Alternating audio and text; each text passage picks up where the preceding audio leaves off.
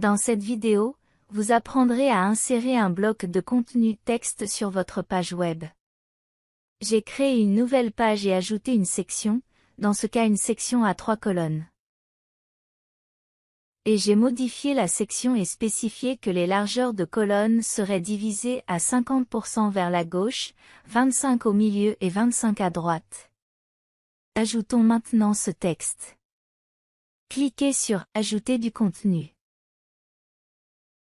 La barre latérale s'ouvre avec les choix de blocs de contenu. Je dois faire défiler vers le bas pour trouver celui intitulé « Texte ». Cliquez dessus. Et une autre barre latérale s'ouvre avec le cadre de l'éditeur de texte enrichi. Dans celui-ci, vous pouvez écrire du texte, coller du texte et formater du texte. Pour accélérer les choses pour ce tutoriel vidéo, j'ai copié un bloc de texte d'une autre source et je le placerai ici. Alors maintenant, j'ai un beau gros bloc de texte, et si c'est tout ce que j'ai à faire, alors j'ai vraiment terminé et je peux cliquer sur le bouton « Enregistrer » en bas de la barre latérale. Maintenant, l'écran de l'éditeur de mise en page affiche mon texte dans le bloc de contenu de mon choix, et si c'est tout ce que je veux faire avec le texte, je peux maintenant cliquer sur « Enregistrer et publier »,« Enregistrer comme brouillon » et j'ai terminé. Mais voyons comment faire un peu plus avec le bloc de contenu de texte. Je vais revenir pour éditer la mise en page, et pour éditer ce bloc de contenu de texte, je vais cliquer sur la petite icône de crayon en haut à droite puis sélectionner « Modifier ». La barre latérale s'ouvre à nouveau. Ici, dans l'éditeur de texte enrichi, nous avons de nombreuses façons de formater le texte et d'ajouter plus de contenu à l'intérieur d'un bloc de texte. Alors regardons-les. Ici, en haut, nous avons la barre d'icônes avec diverses icônes de fonctions. Le premier que je veux vous montrer est en fait le dernier sur la rangée d'icônes, et c'est cette flèche à 4 pointes. Si vous cliquez dessus, vous changez l'éditeur de texte enrichi en une visionneuse plein écran, ce qui peut vous permettre de modifier beaucoup plus facilement le texte, en fonction de ce que vous avez et de ce que vous voulez en faire. Utilisez la même icône pour revenir à la vue plus petite où elle se trouve uniquement dans la barre latérale. Laissez-moi l'utiliser pour l'instant. À l'extrême gauche, vous avez des icônes familières pour couper, copier et coller, et je vais vous montrer que coller a une liste déroulante qui indique que vous pouvez coller en texte brut. Si vous copiez spécifiquement à partir d'un document Word, utilisez cette entrée pour coller ce texte.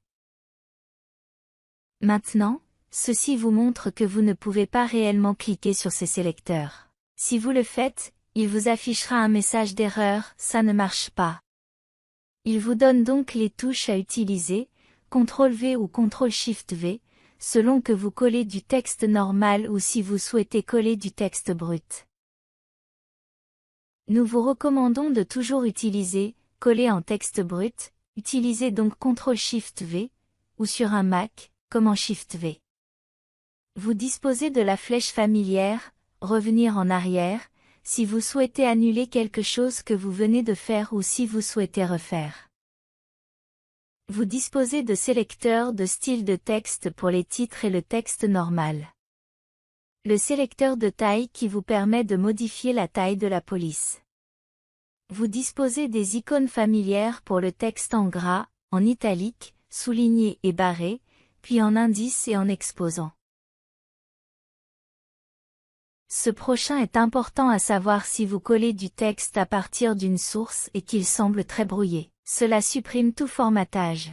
Donc, si vous sélectionnez un bloc de texte, vous pouvez cliquer sur cette icône et cela supprimera tout formatage intégré qui pourrait ne pas être visible.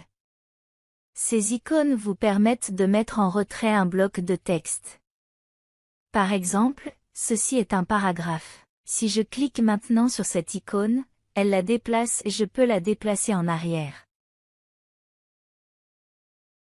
Ces icônes vous donnent une justification à gauche, une justification au centre et une justification à droite et nous les ignorerons pour le moment et y reviendrons. Cette icône permet de faire d'une liste d'éléments une liste numérotée, et celle à côté est de prendre une liste et d'en faire une liste à puce ou non numérotée. Celle-ci vous permet de faire d'un bloc de texte un guillemet, de le définir de côté. Celui-ci insère une ligne au milieu de votre bloc de texte. Par exemple, si je place le curseur ici et que je clique sur cette icône, une ligne sépare les deux paragraphes. Cette icône me permet d'insérer un caractère spécial, et si je clique dessus, elle ouvre un graphique avec différents choix. Certains d'entre eux ne sont que l'alphabet normal et d'autres éléments qui se trouvent sur votre clavier, mais d'autres caractères ici peuvent être différents et inhabituels. Ainsi par exemple ce losange que je peux insérer ici au début de ce paragraphe. Cette icône permet de préciser si le texte se lit de gauche à droite, et celui d'accent grave coté en conséquence si le texte se lit de droite à gauche. Il s'agit de l'icône « Rechercher ». Si vous souhaitez effectuer une recherche et un remplacement global ou simplement rechercher un mot dans un bloc de texte plus grand, cliquez sur cette icône et elle ouvre une boîte de travail. Vous pouvez remplir ce que vous voulez trouver, ou si vous voulez remplacer un certain mot, recherchez quoi, et remplacer par. L'icône à côté est similaire. Il ouvre simplement la même boîte de travail mais avec l'onglet de remplacement déjà mis en surbrillance. Il s'agit de l'icône « Vérifier l'orthographe ». Vous pouvez l'activer ou le désactiver selon vos préférences. Maintenant, nous allons revenir en arrière et regarder ces icônes du milieu qui ont à voir avec la création d'hyperliens, mais avant de voir comment les utiliser, je vais revenir au plus petit éditeur de texte riche. Si vous souhaitez créer un lien hypertexte, il est normal de mettre en surbrillance un bloc de texte, sélectionner un bloc de texte puis de le transformer en lien. J'ai donc choisi cette section de texte ici. Maintenant, je vais jusqu'à l'icône du lien, je clique dessus et cela ouvre la boîte de travail « Lien ». Il existe plusieurs types de liens, et pour l'instant nous allons nous concentrer sur le type d'URL. Vous pouvez faire deux choses avec cela. Vous pouvez soit créer un lien vers une autre page de votre site web ou un élément multimédia, soit vous pouvez créer un lien vers un site web distinct. À ce stade, je vais créer un lien vers une page, donc ici dans ce espace intitulé « URL », je vais commencer à taper le titre de la page, et la liste est suggérée automatiquement. Contenu, désigne les pages, médias, désigne les éléments multimédia. Je veux un lien vers une page. Je vais donc sélectionner celui-ci et puis je peux cliquer sur « OK ». Et c'est tout. Maintenant, disons que je souhaite également créer un autre lien vers l'élément multimédia lui-même et qui sera ensuite disponible en téléchargement pour le visiteur en cliquant sur ce lien. Je surligne donc cette chaîne de texte, reviens à l'icône du lien, la laisse sur « URL » et maintenant dans l'espace je tape à nouveau la même chose, car cet élément multimédia se trouve avoir le même titre, et je choisis l'option ici sous « Média ». Cela fait, je descends en bas de la barre latérale et clique sur « Enregistrer », puis je vais enregistrer ma page, et nous verrons ce qui se passe. J'ai fait deux liens. L'un va à une page de mon site web et l'autre est de télécharger l'élément multimédia réel. Donc, si je clique sur le lien de la page, cela ouvre cette page sur mon site web. Si je reviens en arrière et que je clique sur le lien de téléchargement, dans ce navigateur, il se télécharge automatiquement, comme vous le voyez au bas du cadre ici. Apprenons en plus sur l'utilisation des liens sur une page web. Nous allons éditer à nouveau cette même page. Puis nous allons éditer le bloc de contenu contenant du texte. Et encore une fois, j'ai préparé un morceau de texte à utiliser pour un nouveau lien. Je le sélectionne. Je clique sur l'icône du lien. La boîte de travail du lien s'ouvre. Je laisse le type comme URL, mais maintenant ici dans cet espace, au lieu de taper un titre de page ou un titre de média, je vais taper l'URL de l'autre site web.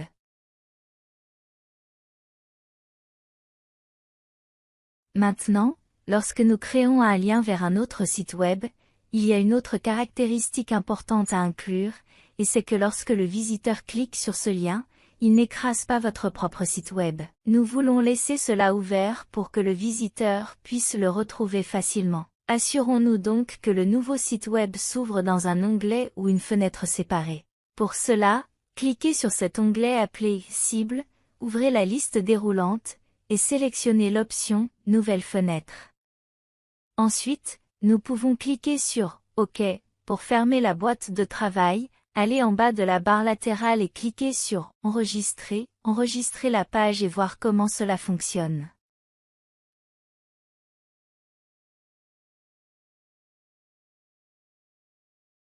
Vous voyez donc ici en haut qu'un nouvel onglet s'est ouvert avec le site web auquel j'ai lié, mais il laisse mon site web Wildfire, ouvert sur l'onglet d'origine.